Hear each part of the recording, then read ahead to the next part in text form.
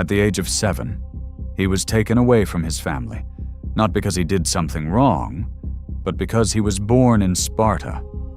One moment he was a child, surrounded by warmth, by his mother's voice, by the only world he had ever known. And the next, he was gone. No farewell that could soften the moment. No promise that he would return. Just the cold understanding that from now on, his life would no longer belong to him. In Sparta, childhood did not mean comfort nor safety. It meant preparation. From the very beginning, every boy was seen not as a son, but as a future soldier. And at 7 years old, that future began. They were taken from their homes and placed into the Agoge, a system designed to break them down and rebuild them into something stronger, something harder, something capable of surviving anything. The first lesson was simple. You are no longer a child. You belong to the state. There were no soft beds waiting for them at night, no warm meals prepared with care. Instead, they were given the bare minimum, just enough to survive, but never enough to feel comfortable. Hunger became a constant companion, not something to fear, but something to endure. They were taught to fight, to move, to think as a unit, to follow orders without hesitation. But more importantly, they were taught to suffer. Pain was not something to avoid. It was something to accept, something to understand. Because on the battlefield, pain would not wait for them to be ready. They walked barefoot, even in the cold. Their clothing was minimal, the same all year round, no matter the season. Winter did not matter. The cold did not matter. What mattered was resilience. If the body could adapt, the mind would follow. And if the mind becomes strong enough, nothing could break it. Food was intentionally scarce, not because Sparta lacked resources, but because hunger was part of the training. The boys were encouraged to steal food if they needed it, not as an act of rebellion, but as a test of skill. If they succeeded, they survived.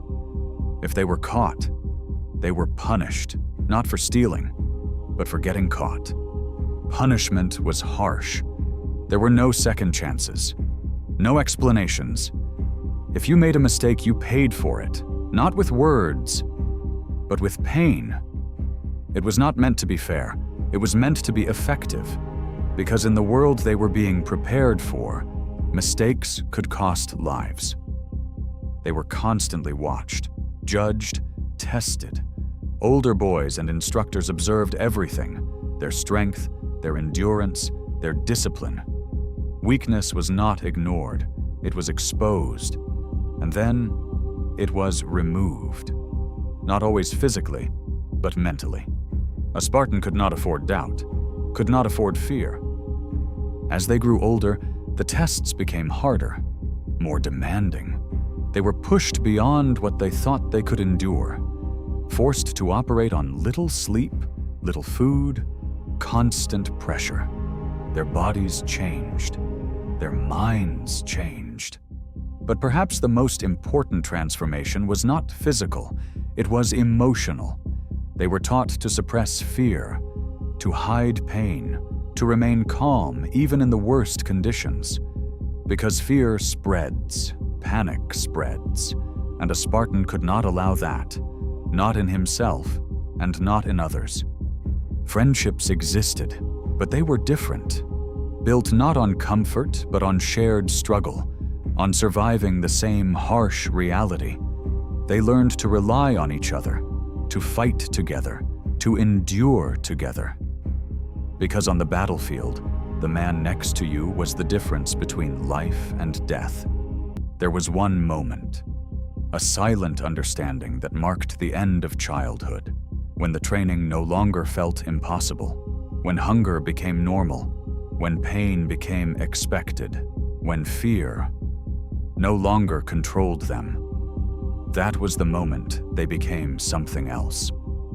To Sparta, this was not cruelty. It was a necessity.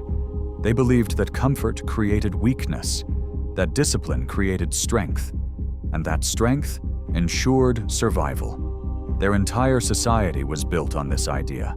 Every citizen had a role. Every role served the state, and the state demanded everything. By the time they reached adulthood, these boys were no longer recognizable as the children they once were. They had been shaped into warriors, into soldiers who could stand their ground against overwhelming odds, who could remain calm where others would break, who could endure what others could not. But the cost was real. A childhood without warmth, without softness, without the simple moments that define growing up. They did not play. They did not explore. They did not dream in the way other children did. Their world was structured, controlled, unforgiving. And yet, they did not see themselves as victims. They saw themselves as Spartans, as part of something greater than themselves. A society that valued strength above all else. A society that believed survival was earned, not given. In the end, the system worked. Sparta became one of the most feared military powers in the ancient world. Their warriors were known not just for their skill, but for their discipline, for their ability to stand firm when others would fall, for their willingness to endure anything. But behind that reputation was a reality few would choose, a life defined not by freedom, but by purpose, not by comfort, but by control, a childhood that did not prepare them for happiness, but for survival. Some discoveries bring progress. Others reveal something deeper about human nature, about what people are willing to sacrifice in the pursuit of strength, of power, of security. Sparta chose strength, and to achieve it, they began with their children. Even today, thousands of years later, their story still raises the same question. Not about whether it worked, but about whether the cost was worth it.